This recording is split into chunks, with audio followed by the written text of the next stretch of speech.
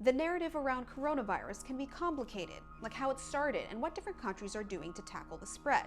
But now experts say some governments are deliberately deepening that confusion. A recent report by the European Union found that alongside Russia, China is one of the main antagonists, using state and social media to further muddy the waters of the coronavirus narrative. I think it is very clearly in China's advantage to be sort of pushing back at this story that China is responsible. There are sort of three big areas that the Chinese wish to cover in putting across their message. If you watch or read Chinese state media, you'll get an overall rosy picture of how the Chinese government has tackled the virus. Prospects for the country's tourism revival are looking strong. State media is also promoting what's been dubbed face mask diplomacy, China sending much-needed supplies and expertise to countries struggling with the pandemic. Meanwhile, a shipment of personal protective equipment and medical gear from China has arrived in Scotland. The Chinese narrative begins with the lockdown in Wuhan, and so far as we can see it, the effective response that they have had. So they sort of start the story somewhere else, really, and resist any attempt to push it back to its origins. Chinese diplomats have even used social media platforms banned at home, like Twitter, to question the origins of the virus. For example, this tweet from the Chinese embassy in South Africa casts doubt on the fact that the virus started in China. Zhao Lijian is a spokesperson for the Chinese Foreign Ministry, and he's made a name for himself with his aggressive and contentious tweets.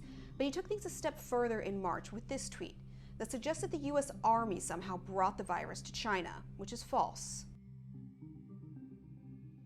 They are strongly resisting any attempts to have an impartial international investigation into the origins of all this, especially one that sort of visits China and looks very closely at Wuhan. In addition to these official social media accounts, both European and American officials say China is using covert disinformation networks, sometimes spreading misleading information about the U.S. response and trying to shift attention and blame away from the Chinese government.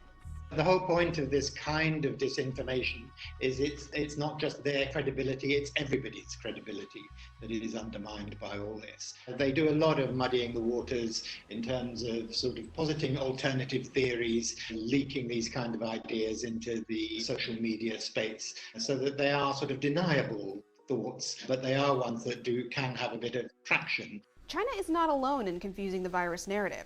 U.S. President Donald Trump has shared dubious medical claims and unverified origin theories that have been amplified by sympathetic media outlets.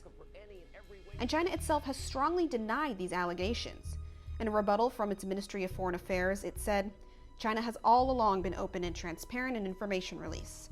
On the contrary, some U.S. politicians, scholars, and media outlets that are hostile to China have kept slandering and attacking China. China is a victim of disinformation." The results of China's efforts have been mixed. A recent poll in Italy found that for the first time, respondents see China as friendly, while trust in the EU and the US has dropped. Meanwhile, in the United States, a survey by Pew in March found that about 2/3 of Americans now have a negative opinion of China, the highest percentage recorded since the research center began asking the question in 2005.